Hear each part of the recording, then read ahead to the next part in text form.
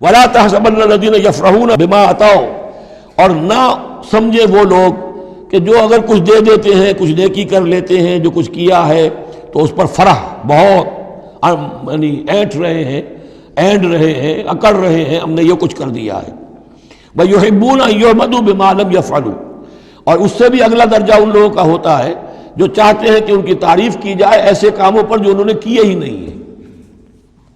اور اس کی سب سے بڑی مثال آج کل کے دور میں سپاس نامے ہوتے ہیں،